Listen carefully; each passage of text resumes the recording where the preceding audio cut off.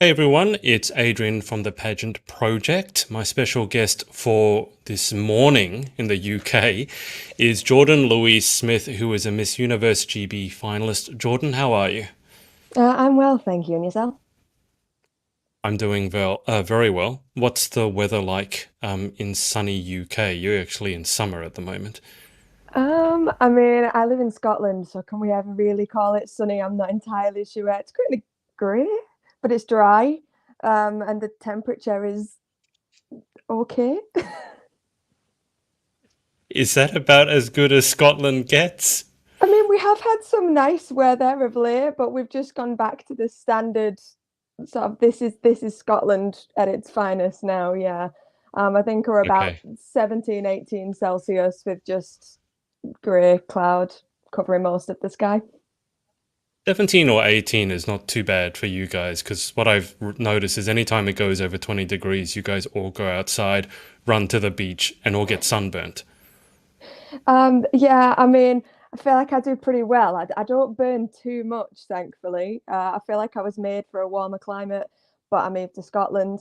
Um, that was, a great decision on my part.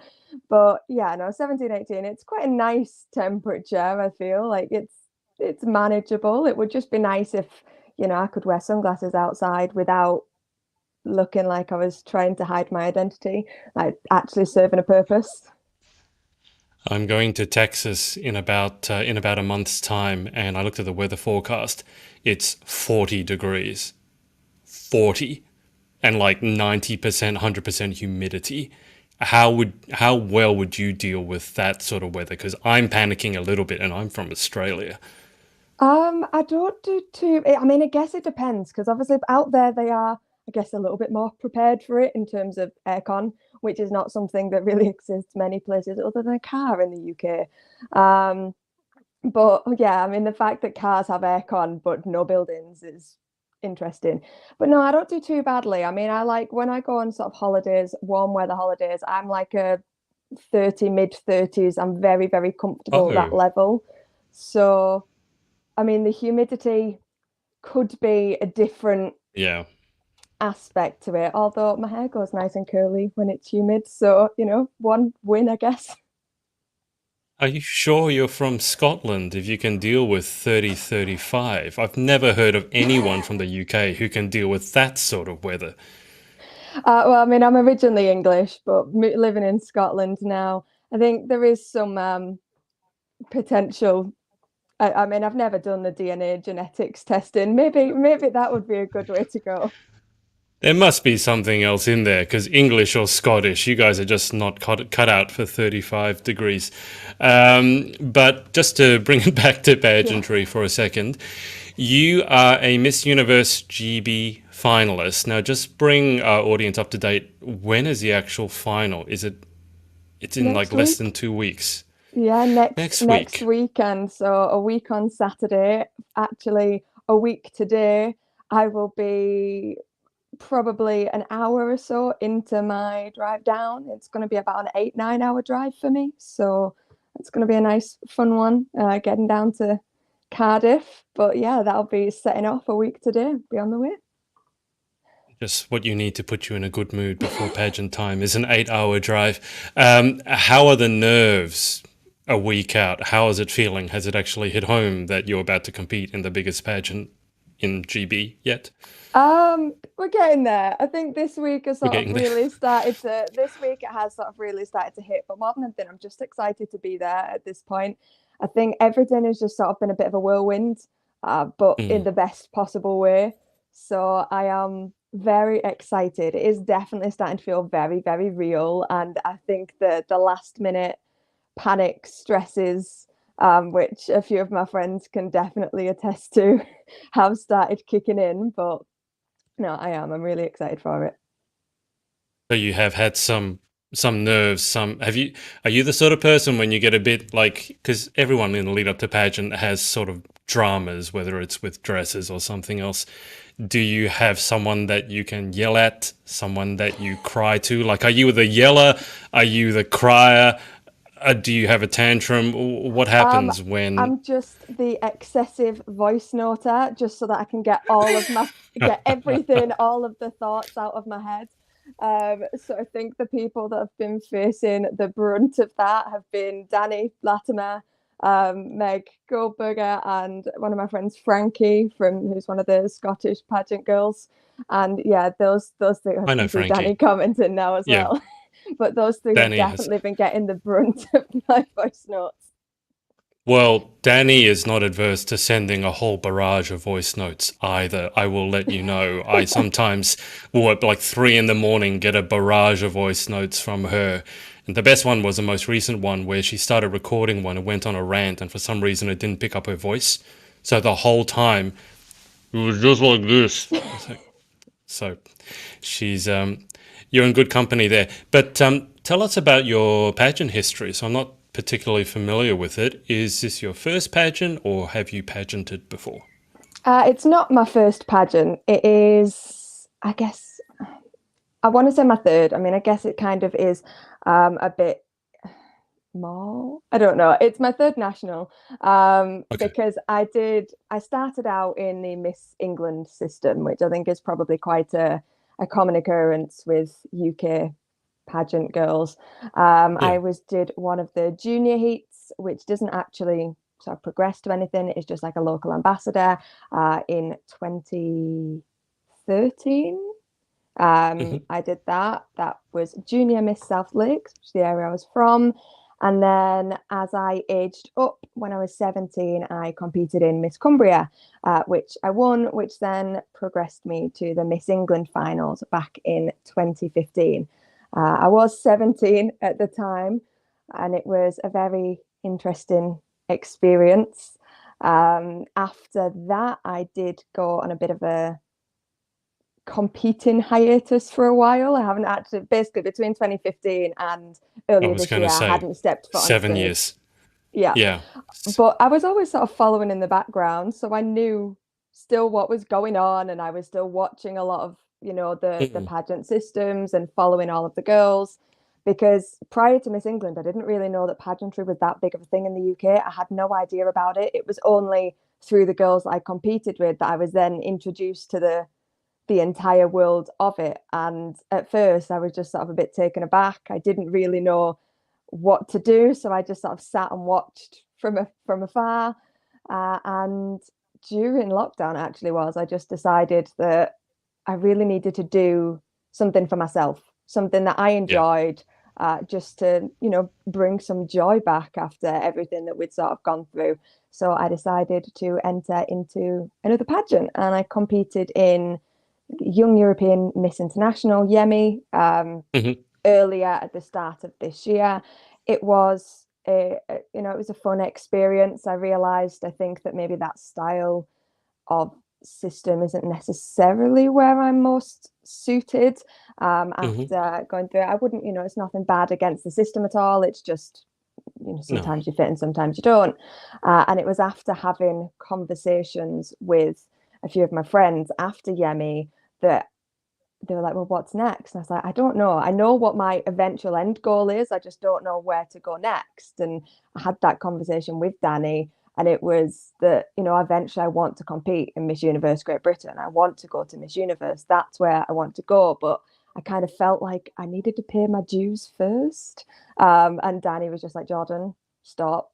And she directed me to an interview that Paula had done, like a podcast interview where she had Mm. addressed that exact topic of, for some reason, there is this myth surrounding universe that you do need to pay your dues first, and you need to have a lot of experience to be able to compete in it. And she was trying to sort of cast that aside. And it was Yeah. after listening to that that I decided, actually, maybe I will apply. The application deadline had been extended by a month, which meant that I had like a little bit of time after competing to be able to submit my application. Right. And I think I did so about 2 or 3 days before the deadline. I was like, I just got to get it done. I've just just got to go for it and see where it goes from there. So that was the end of February. I think it's interesting you mentioned this almost misnomer that you have to pay your dues because Danielle's watching. Danielle can remind me. I think Jeanette, that was her first ever pageant when she won. But I do think you need to pay your dues in a different way, which is your own personal journey. I think Universe Yeah. really needs a woman who actually knows what she stands for. Not to say she's a finished product, but has some idea of who she is, some self awareness, let's put it that way. So, I mean, on that note, let's dig into your advocacy, which is strongly tied to eating disorders. And obviously, that's a huge. Oh, oh, I don't know what's happened. I Huge. don't know if you can hear me. And I'm back. Can Yeah, you hear you're me? back. I can, yeah, sorry. Sorry, that's my Australian internet. But let me give the floor to you. So, in terms of eating disorders, why is your advocacy in that area? First and foremost, it is that I have got first-hand experience suffering with an eating disorder. I've suffered with an eating disorder that is particularly unknown. It is one of the rarer and lesser known types of eating disorder for pretty much my entire life. Hmm. And I've also had experiences with other sort of types of the disorder as well. And it's sort of through my experiences, my lived experiences, that I realized how difficult it is to be taken seriously, I guess, if you're not the typical stereotype of what an Yeah. eating disorder is, looks like, how difficult it can be to even get a diagnosis and get the treatment that you so need. It is extremely difficult living in the current modern society with an eating disorder. And I genuinely think that the vast majority of that stems from the fact there is just too little awareness and knowledge on the subject. I mean, as you say, it's a very, very vast subject. So there is a lot to Hmm. cover in that. But I think that sort of just increasing education from as early as possible, really, because eating disorders are, they can start as early as sort of toddler childhood years in a lot of people, which I think surprises a lot of people to hear as well. But being able to spot those signs in yourself when you're older, but really importantly, you've been able to spot that in other people, because when you are that young, it is really Mm. difficult. I wasn't self-aware at when 3 years old when mine started. I wasn't self-aware Yes. enough to be able to, say, oh, I've got this issue. It was much later on in life. Thankfully, I had my parents advocating for me. I was really fortunate in that. But that is where the vast majority of it comes from. And I think that we have made strides with mental health as a whole in terms of making that more Hmm. normalized, more discussed. But I think eating disorders is still extremely taboo. A lot of people don't associate them as a mental illness because they do have such a physical impact. But first and foremost, they are a mental illness. It Yes. is it is a condition of the brain. And people, it's something that I find it can be quite hard to articulate, I guess, without sounding too preachy. um, but I think that it is just that there's a lot of disparity between eating disorders and other more well-known types of mental Mm. illness that I would like to try and squash, because eating disorders are the biggest killer of all mental illnesses, yet nobody speaks about them. And that's probably what, contributes to them being the biggest killer, because you can't get help until you're pretty much at, death's door already. Yeah, I'm not going to use the word interesting, that's not an accurate term, but in this day and age, if you suffer from depression or anxiety or suicidal ideation, there does seem to be more awareness around that issue and more acceptance. But I think around eating disorders, there's still, for some reason, I think there's still more of a stigma around it. I'm not exactly sure why. But just to backtrack a little bit, Jordan, are you actually able, and if you can't, that's fine, but are you able to tell us what the disorder that you have is? Yeah, of course. I'm very, very open about it all. So I suffer with a condition called avoidant restrictive food intake disorder, otherwise known as ARFID, is its acronym, and it is Hmm. essentially a phobia aversion to food that is unfamiliar. I have a very sort of limited number of safe foods. Uh, Hmm. Safe foods. I know all food I understand. I know that all food is safe, but I I have a understand. limited number of safe foods that I can eat, I will eat, and anything sort of outside of that is extremely distressing, and it's just a very, very difficult process.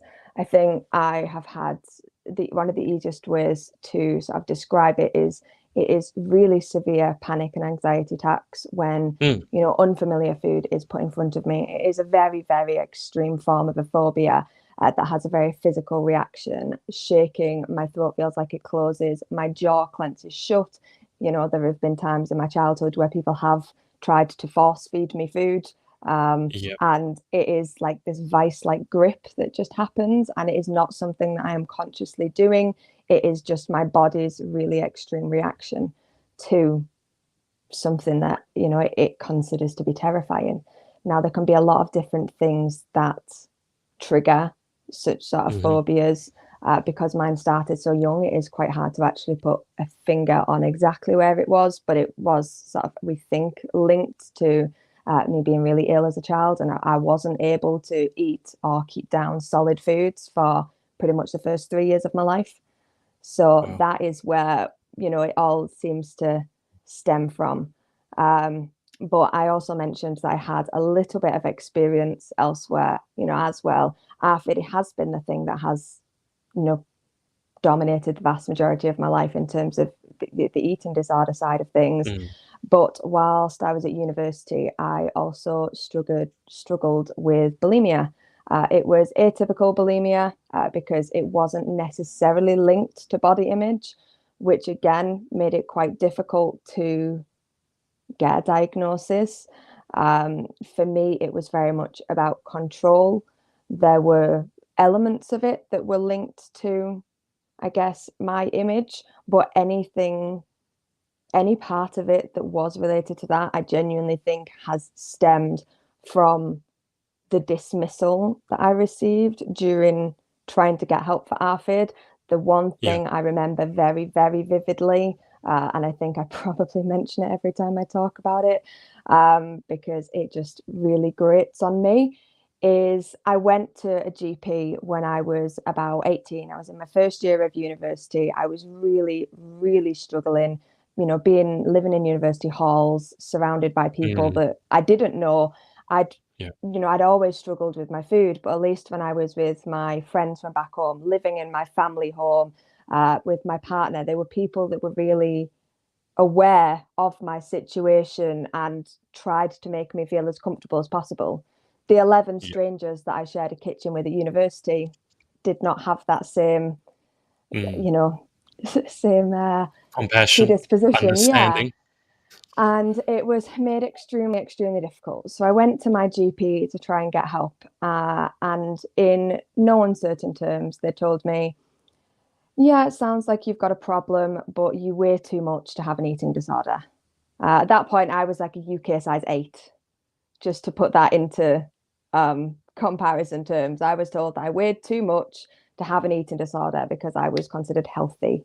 And that was by the medical professional who is and is still meant to be the first port of call if you think you are struggling with an eating disorder.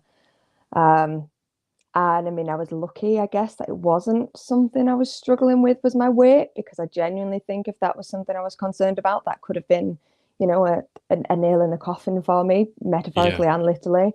But, Yeah. you know, it did plant seeds of doubt in my head. And it was, so does that mean to be taken seriously by anyone, I need to lose weight? And that was something that stemmed. I mean, quite quickly, that was something that I snapped out of, I guess, essentially because my diet was so limited. I couldn't Yeah. diet. There was, you know, I couldn't just choose to eat healthily instead, because I didn't eat the food to be able to do Yeah. a traditional diet. So short of, I guess, starving myself, which of a university student, I don't have the energy to do that. It wasn't that way inclined, but I did at that point start to feel like everything was spiraling out of control, which is how the bulimic tendencies started. So I would say in a nutshell, that's my story, but that would have been a very, very long nutshell.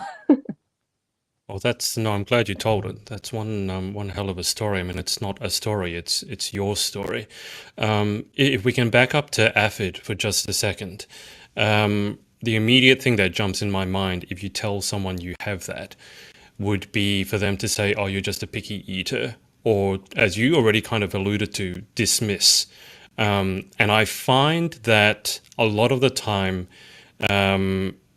dismissal is a huge issue when someone thinks they have an eating disorder and is actively seeking help, which is a huge first step because if you're seeking help, at least you've acknowledged to yourself there's something that you want to change, right? How much have you struggled with people basically not taking you seriously? My entire life. My entire life. Even now, I'm very, very open about it. In the past sort of few years since I managed to get my diagnosis, I was in a comfortable place with, getting help and wrapping Hmm. my head around it. But my entire life, I've been called just a picky eater. Just try it. How do you know you don't? How do you know you don't like it if you've never tried it? I was like, because I can't. I'm not saying that I don't like it. I'm saying I can't eat it. Like they're different things. There are things that I like the smell of that I'm thinking, oh, Mm, maybe I probably would like that. Smell is a big part. But that doesn't mean that I'm able to actually bring myself to eat it. And to be honest, for even after getting my diagnosis and realizing the help, um, because eating disorders are so taboo, I spent a lot of time explaining myself to other people by saying that I'm just a really fussy eater, or that, the uh, go-to is, oh, why are you eating? Oh, I've got allergies. I mean, it's not an allergy at all. I just can't eat it. But yeah. people, when it is something as physical as an allergy, people don't question it. If you tried to say to Mm. them that, oh, I have an eating disorder, if they say anything at all, quite often you just get that really panicked blank look like, um, I was going to what say that probably what would do be we a do now? conversation stopper. Yeah, I have got a lot better and I've stopped lying about it and making excuses for it, because a huge part of my advocacy is that we need to talk about it. You mentioned that Yeah. we've made so like huge steps with things like suicidal thoughts, depression, anxiety, Mm, and that's only because, in the past sort of decade, half decade, people have had very open, honest, raw discussions about it. And it has been put in the media. And it is sort of something that you see everywhere now. But that's yeah. only because them conversations were initially had. And it was actually my boyfriend that made me sort of think about that. It was a work event a couple of years ago that I got myself really panicked about because there was nothing at the restaurant they were going to that I could eat. And so I made excuses. And he turned around to me and said, like, Jordan, you talk about wanting to, increase awareness and doing this. It's like, but the first step of that has got to be telling people. Yeah. And so that's, Yeah. I told friends, I told people around me, but telling my work colleagues in a professional setting felt like something extremely different. I was like, because at that point, as soon as I mentioned it to them, I had to be referred to occupational health to make sure that I was still I was mentally Right. able to do my job. Yeah.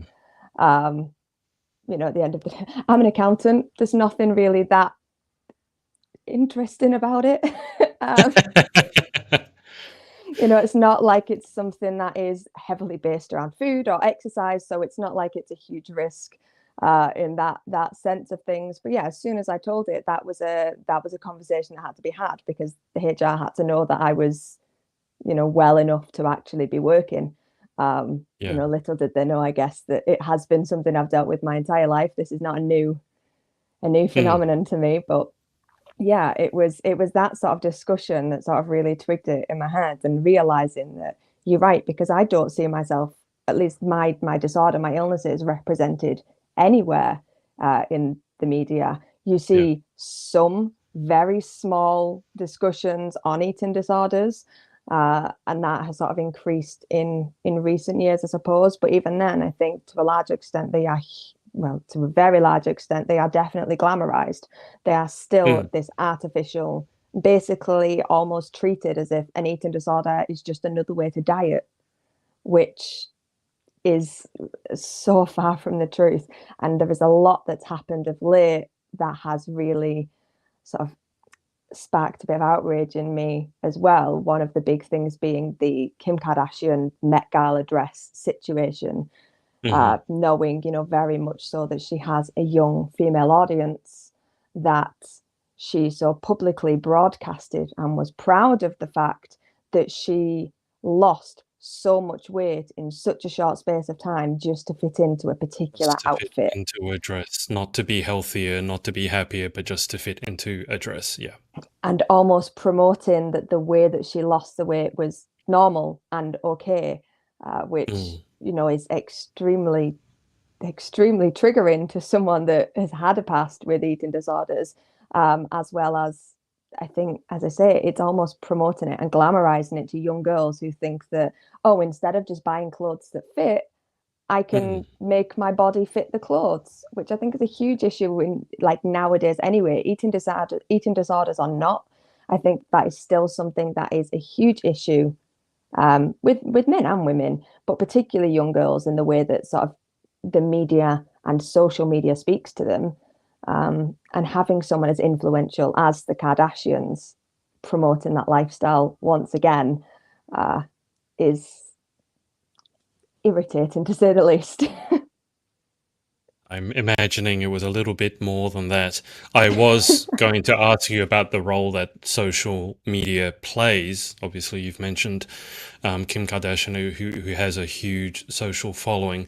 But let me ask you this instead. If someone watching this, male or female, is thinking they may have an eating disorder, that's why I wanted to ask you Mhm. about what you had, because they might go, "Oh, that sounds like me," or they have an eating disorder of another type.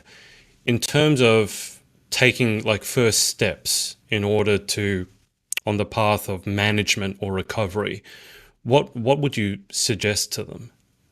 I think the first thing is finding someone that you are comfortable talking with and just expressing your concerns with them, whether that is a friend, a family member, it can be a charity helpline.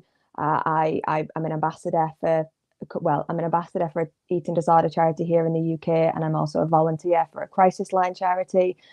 If you can't find someone that is directly in your life to speak to a volunteer, speak to a charity. You can Mm, do it anonymously, but they can help. And just speaking it, getting it out, writing it down is a huge first step to actually admitting it. Because as we sort of yes. touched on earlier, admitting it to yourself is such a huge step and arguably one of the Absolutely. hardest. And I think Yes.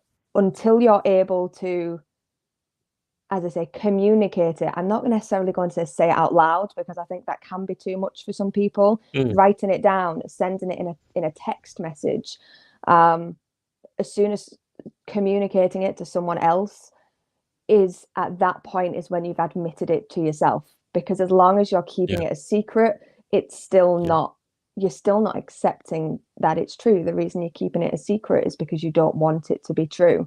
So I think Hmm. the huge first step is that. Um, I know that I said I had a negative experience with a GP before.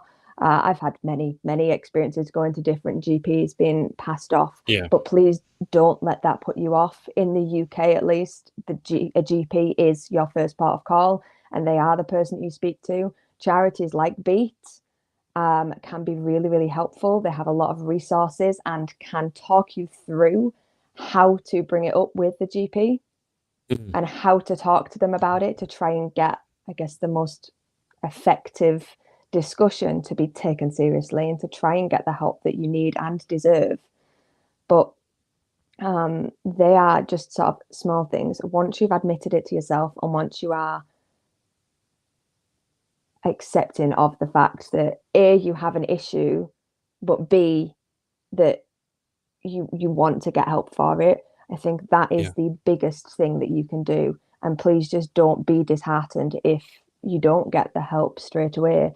I wish that wasn't the Mhm. case, but unfortunately, until we do increase sort of the education and awareness around it, even within the medical profession, it's not likely to be the case. I think that's been highlighted really well, sort of this year, especially by Beat, who run Eating Disorder Awareness Week every year in the UK. And this year they shone a light on the fact that in a doctor, like a GP, in their entire medical training, in their entire medical degree, which equates roughly about 7 years, the maximum amount of training that they will receive is 2 hours on eating disorders in 7 years. 2 hours, not 2 days, not Two 2 weeks, two hours. hours. And when Right. you think about how long, a medical degree isn't just sort of a 9 to 5 sort of situation either. So Mm. there is a lot of hours in their days, and 2 hours. And even then, 1 in 5 UK medical schools earlier this year didn't offer any training at all on eating disorders. There were 0 hours in their syllabus to cover, as I say, what are the deadliest of all psychiatric illnesses. It's it's sad that you mentioned that. I mean, I feel for doctors because obviously with COVID especially, they've been under such strain and stress. But on top of that, doctors receive very little training. I don't know if you know this, but in the field of nutrition in general. And very often when we're unhealthy, the first port of call is GP in the UK, same here in Australia. But they don't know anything about nutrition. That's why we have qualified nutritionists. And it sort of is scary to me that the first port of call knows sometimes very little about what could actually help you. Yeah, I mean, I've done mental health first aid training and I've done Mm, specific eating disorder training with Beat, and it is genuinely terrifying that me as a civilian, as an accountant, knows yeah, more and has had more training than you know the majority of doctors here. Beat offer the training to hospitals, to medical schools, to GP surgeries. It is completely free. They offer the training for people to access it, but people just don't take them up on it. Which is it's a systemic issue essentially that needs to yeah. change sort of from the top. And there have been a lot of calls into that recently, and that's one of the reasons I'm very proud to live in Scotland. Scottish unis have been at the forefront of that. They have been working directly with Beat and with Scottish Parliament to sort of work on how they can improve it, to try and take the strain off the NHS as Hmm. at crisis point, to try and get to that earlier intervention. I mean, there is still a very long way to go, but just identifying and recognizing that they need to change that, I think, is a very, very Yeah. important step. Is Are there any particular changes that they're thinking of making that would help it? I mean, as you identified, it's a systemic problem. So you're hoping that some sort of change is implemented at the top. What specific changes are they perhaps thinking of implementing? Well, at least within the universities now, as I said, there was 1 in 5 Scottish unis that offered no training at all, or 1 in 5 UK unis, medical schools that offered no training at all. Now in Scotland, there are 0 medical schools that offer no training.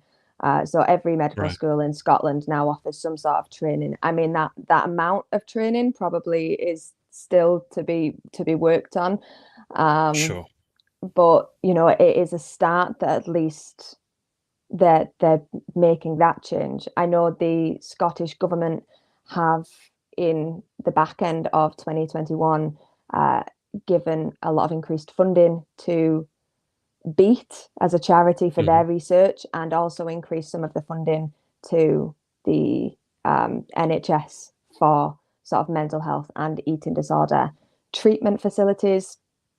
There are definitely some things happening currently that are working against what they've previously done, which Okay. again I've had a lot to say on. I've actually been to Parliament recently to have discussions with a few of the Scottish members of Parliament about Hmm. some of the proposed changes, something that's already happened down in England and now Scotland are considering following suit. It is introducing mandatory calorie labels on menus when you're eating out, so that all meals have to be labeled up. All food groups, drinks, everything have got to be labeled up with how many calories is in that specific item, with Mm. the guise of trying to help obesity levels. But there is very, very little statistical evidence at all to show that doing Yeah. so will help with obesity, because typically the only people that are that concerned about the number of calories in the food are people that are struggling with disordered eating. That's a very interesting point you make. We in Australia have legislation where pretty much what you just said is already enacted. So there is not just the calories, but the nutritional breakdown Mm. of a food. So, for example, if you go to buy a bottle of Coke or soda, it will have the amount of sugars, proteins, fats, obviously not in Coke, and the amount of energy, the amount of calories it has in it. But the obesity rate in Australia has not gone down at all. But as you said, someone, and I've never thought of it actually in this way, but someone who has disordered eating would actually be more affected probably by that label in a negative way than an overweight person is going to consider decreasing the amount they eat because of the same label. Yeah, and I think that's the issue that I've essentially been trying to raise with Parliament. And I know that, I've been doing that from a personal level and also as a Beat ambassador, Mm, because before this, it's a lot easier to try and stop something from happening than reverse it once it already has. So yeah, whilst they are still in the discussion point of getting this legislation through, I think that's really the key time to be trying to highlight to them yeah, just the impact that it could have. It's not the desired impact, as I say. It is a negative consequence of what they're considering, and that is how they've acknowledged it themselves, and it's weighing up whether that potential negative outweighs the potential mm, positive. But from my point of view and the point of view of a lot of people like me, mm. then yes, that definitely does. As you say, there's nothing really that the people that are overweight aren't particularly concerned about it. Um, No, but I that's why think they probably got overweight in the first place. I mean, if you were that interested in the nutritional content of your food, you'd probably be in a better place. Are you feeling hopeful? I mean, you said you've had discussions. Are you feeling hopeful, or has it been a case of beating your head against a brick wall? somewhere between the two. I think it goes back and forth Beating a your lot. head It against a depends. hopeful brick wall? It Hopefully, depends. beating your head Obviously, against a brick wall. the way that Parliament here works is that there's quite a few different political parties. Obviously, all of them have got their own Yeah, opinions, their own standpoints on yeah. it. So when I've spoken to certain parties, they have been much more hopeful, optimistic, understanding Hmm. conversations. Other parties have been considerably more set in their ways, and not really wanting to acknowledge the issues. But then those parties are also ones who are quite well known in the UK for not being particularly pro NHS to begin with. One Yeah. of the things I've highlighted is you've just done all of this incredible work in the past sort of 12, 18 months to try and increase funding and Mm, education for eating disorders. But by bringing in this change, you are potentially just undoing all of the good that you've done, because yes, you gave that funding, but the amount of people needing help will rise astronomically, because not just the mm, people that are currently suffering, people that are currently suffering with eating disorders, people that are in recovery that may find themselves in relapse, because yes, calories are labeled on all food that you buy in a supermarket, but it is much, much easier to not look at because it's not right in front of you. You've got to actively search for it. Whereas yeah. now on menus, it is labeled right next to the price. If you want to know how much you're paying, you're also what is going into it, and it's not the full nutritional value. It is just the kcal amount. Just calories. Right. That's all that's shown on there. There's not. It doesn't tell you about the fat content, the sugar content, the salt content. It just tells you the calories, and it is labeled right next to the price. So there is no way to not see that unless you ask for, and it's something some restaurants have been quite good at doing. As I say, I'm speaking about this from the English point of view because it was introduced Yeah. there a few months ago. And as I've got all of my family are down in England, I've visited quite a few times. A lot of web restaurants are offering a calorie-free menu, but you have to explicitly ask for it. One Right. of the issues with eating disorders that I have found myself, and I know a lot of other people will attest to as well, is that your entire time suffering with and in recovery from is that you are made to feel very other, very isolated. And it's just highlighting that you are different and not normal. Mm. And so someone actively having to ask to then Yeah. have the different menu, not the one that's on the table, is really just instilling and reinforcing that idea of I'm other. I need special considerations when really all I want to Yeah. do is just to be able to go out with my family and my friends and go and enjoy a meal. Something that is Yeah. already extremely difficult for me to do is now being made 10 times harder. I wonder how it would go if instead of putting the menu down that has the calories, putting that one by default, whether they reverse that and just keep the menus, which also would save money. And then if people wanted, for some reason, a menu with a caloric count on it, they can ask for that. But I can't see many people asking for that menu. Why would you want it? You want to go out and if you're going out for a meal, you're probably Enjoy. going out socially to enjoy it. Yeah. Even people that are on very strict diets, nutritionalists, training, whatever you're doing, if you're doing it for a specific reason, you probably likely already know what the healthy and unhealthy Yeah. options are. So you know what to Exactly. avoid and what not to avoid. But you're going out for a sociable occasion. You don't need that constant reminder because I think, when you go out to a restaurant as well, the meal that you have could be the exact same thing essentially you have at home, but the calorie content in the restaurant version is going to be higher because of the environment it's cooked in Well, and all of the little extras it's been given. That's what makes it that's the taste thing. nice. Because ironically, if you actually have a very particular diet, for example, low carb or keto, you'd actually would know already what to eat and what to avoid. You probably wouldn't trust the restaurants anyway because the information, once again, the information you'd need to know is not the caloric count. It's the carbs, the proteins, the fats, preservatives, for example. That's what you'd need to know, not Yeah. caloric count. No, and it's things like I can't remember where I was at recently, but I was out for a meal and I got sort of like grilled chicken, um, Mm, potatoes, just and like a little bit of veg on the side. It was all quite bland because that's what my diet is.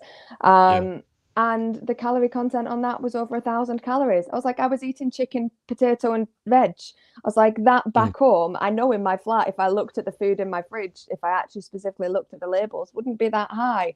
But seeing it on a menu in front of me made me yeah. then question what I was eating at home as well. Because I'm like, well, this is just like a meal that I would eat and cook for myself. I was like, am I really being this unhealthy all of the time?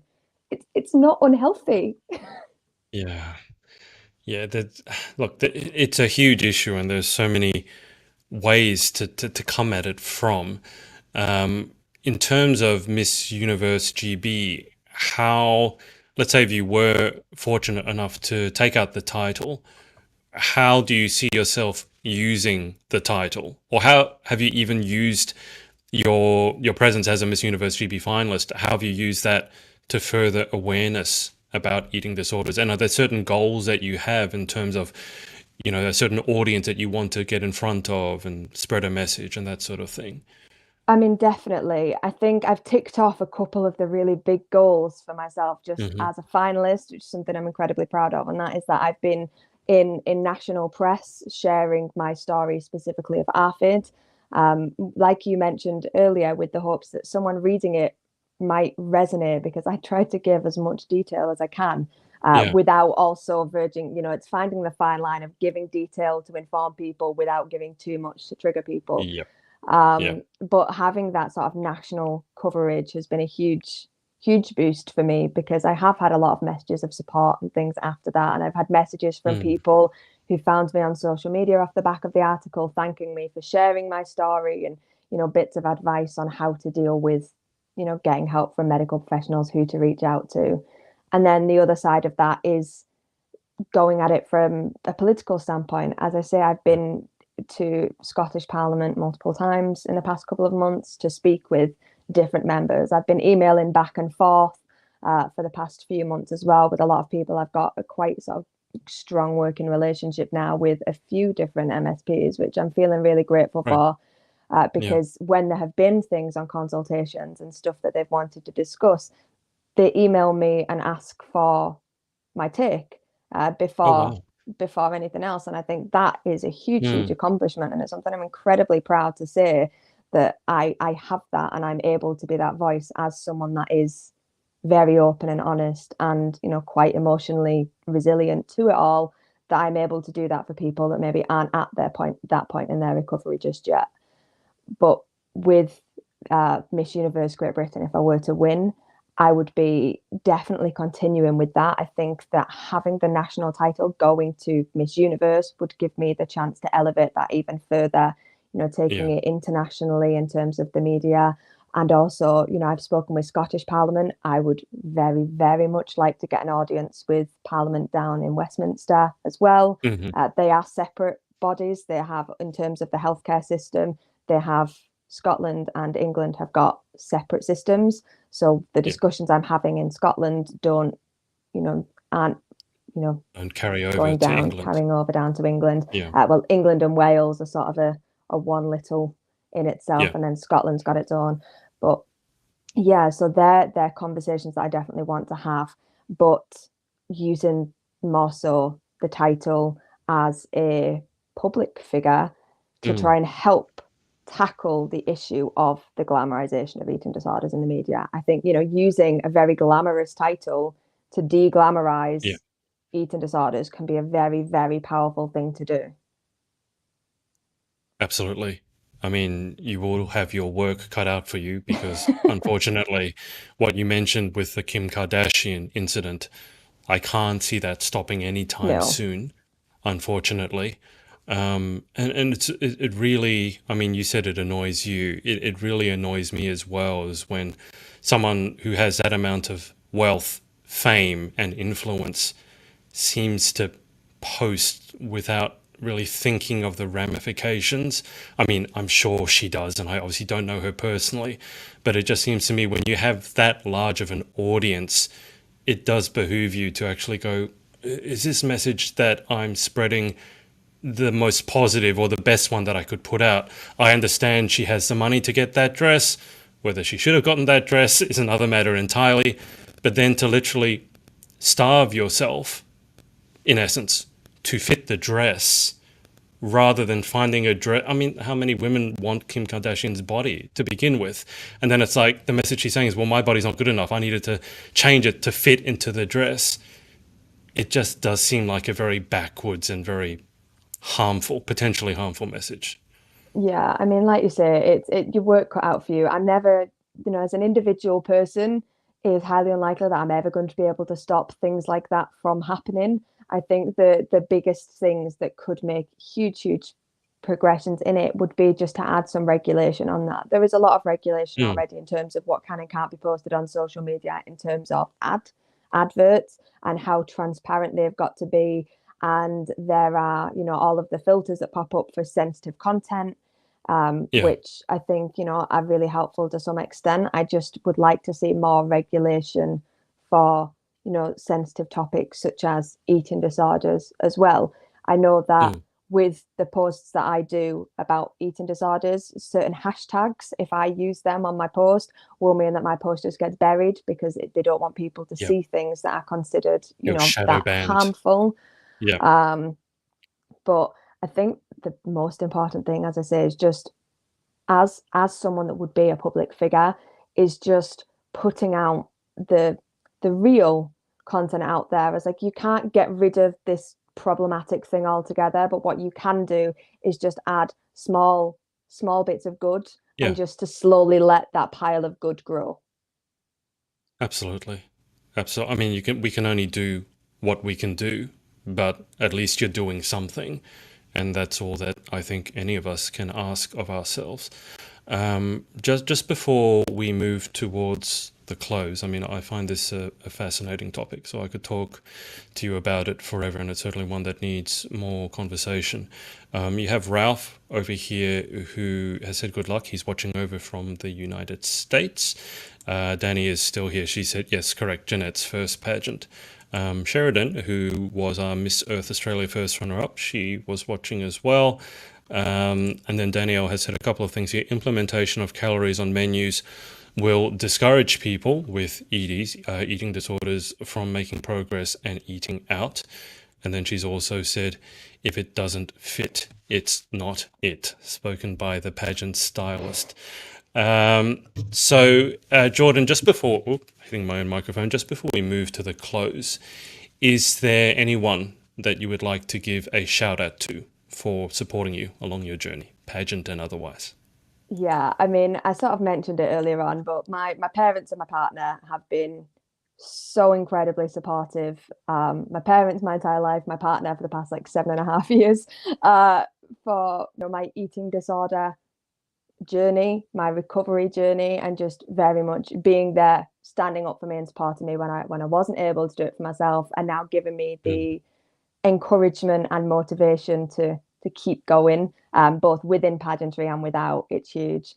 And also a huge one just to my sponsor, Coco Cosmetics by Chloe. She is a small female-owned business in the UK, cosmetics. It's just taken TikTok by storm, and she's doing incredibly, incredibly well for herself. I've been a supporter of the brand since they first launched in 2017, so to now have her support back it feels like a really, really nice full circle moment, and I'm extremely, extremely grateful for that.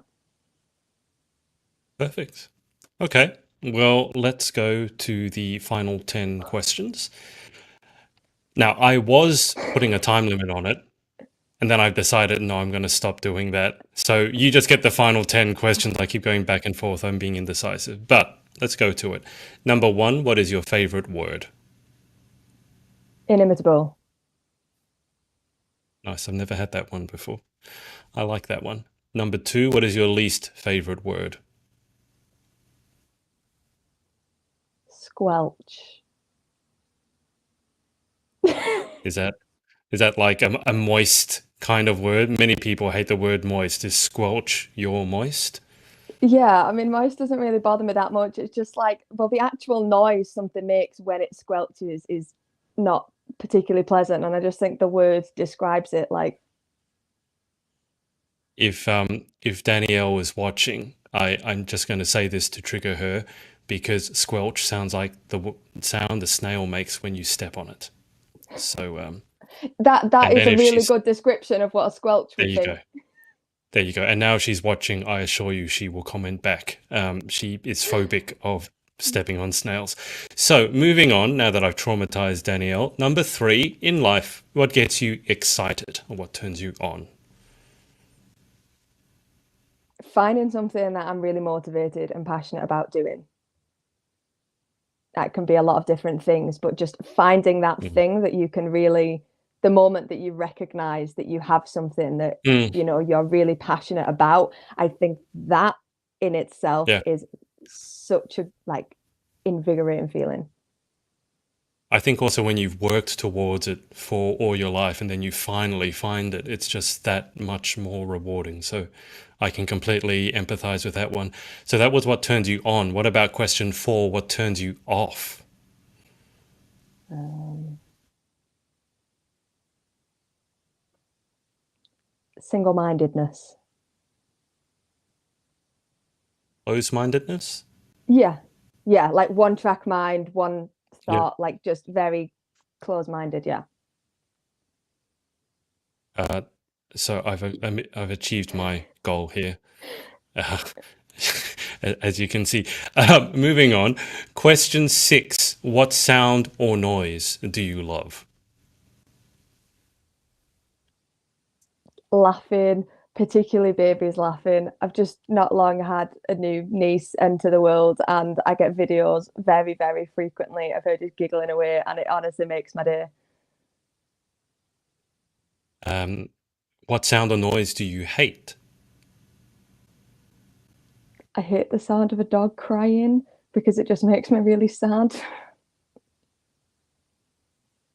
Well, I don't think anyone is made happy by the sound of a dog crying. No, You but mean I that love high-pitched kind dogs of and whimpering noise? I love dogs so much. And honestly, like it's one of them things, it just like hurts my heart a little bit when I hear it. I'm just like, oh, I just want to, yeah. Um, Question 7. If you could have any one superpower, what would you pick and why? I think I teleport because there's a lot of places that I really want to go to, things that I want to do, and I can't be in all of them places at once. But if I could, cut out the however many hours of traveling, it would go a long way to help me do more.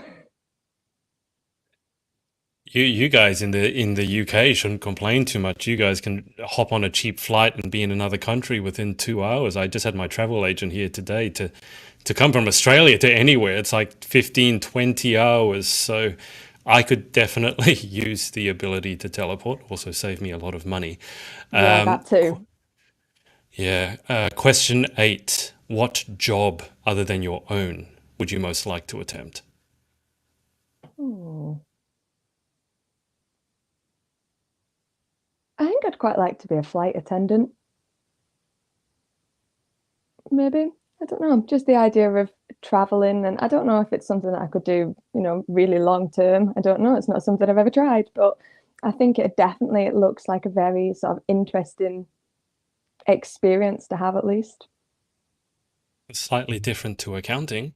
Very different, yeah. Can I ask you, and I mean no offense by this, but do you find accountants boring? Because accountants and lawyers, to me, are the two occupations that most people seem to find slightly boring or dislike. I mean, I think it depends. Different type of accountants. There are a lot of different things. I think the traditional middle-aged white man that I work with a lot, maybe. Not all of them. I think I have a really good team at work. There's a Yeah, lot of sort of the environment that I work in, there's a lot of younger people. The staff turnover is quite high. So I'm working with different yeah, people all the time, which I think definitely makes it a bit more interesting. But you do definitely have a few sort of dull. But I mean, when your sure. job, I think people link it to the job itself being a bit more dull rather than the Yeah, people. What I find is that the people have got to overcompensate because the job is actually a little bit dull. So right.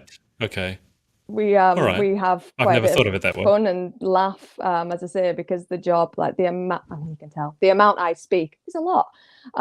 Because otherwise I would go absolutely stir crazy just staring at a spreadsheet all day. Do you know any good accountant jokes? Oh, not really. They're all really, Okay, never really mind. cheesy, like really bad. We've got a lot when we do pub quizzes and stuff. There's a lot of like accountant team name sort of things going on, but they're all really bad. Accountant team name. Yeah, What on like earth? puns. Yeah, give me an example if you could. Oh God, like and you've got like so one of the really do I hate this one and it just makes me feel very, very like in lack of creativity. But people do like account ants, like as in account ants. There's bean counters. You've got Mm. like general, like instead of a general ledger, you've got like general legends. Just No, generally terrible along those lines. Like no, when I'm saying bad, I'm meaning I no. like a pun. I'm They sorry are I not good asked. puns. I'm sorry I asked. All right, let's move on. I was hoping for more imagination. No. Question 9. What job would you definitely not like to attempt?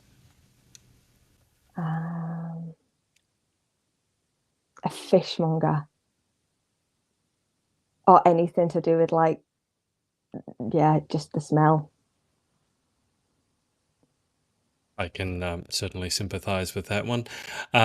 Moving on. Final question, number 10. If heaven exists, what would you like to hear God say when you arrive at the pearly gates?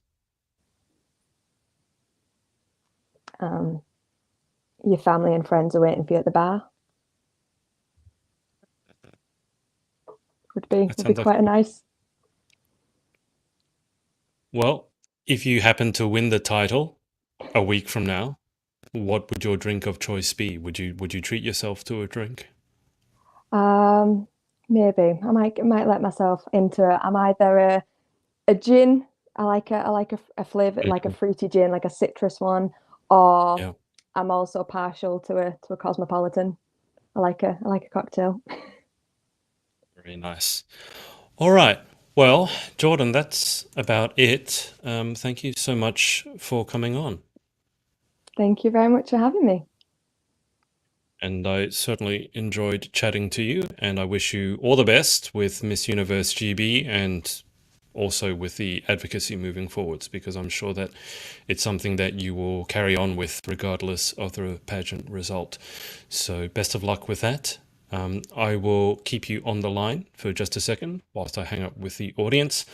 But thanks to everyone for watching, including Danny, who's traumatized by me mentioning snails. Just remember, Danny, squelch, all right? I didn't say it, Jordan said it, so blame her. And we will speak to you next time. Bye for now. Hey, thanks so much for watching. Sorority Access is now open, so if you'd like to join an amazing group of women and learn how to be the most powerful, confident, and impactful queen possible, head to thepageantsorority.com. I'll see you there and see you in the next video.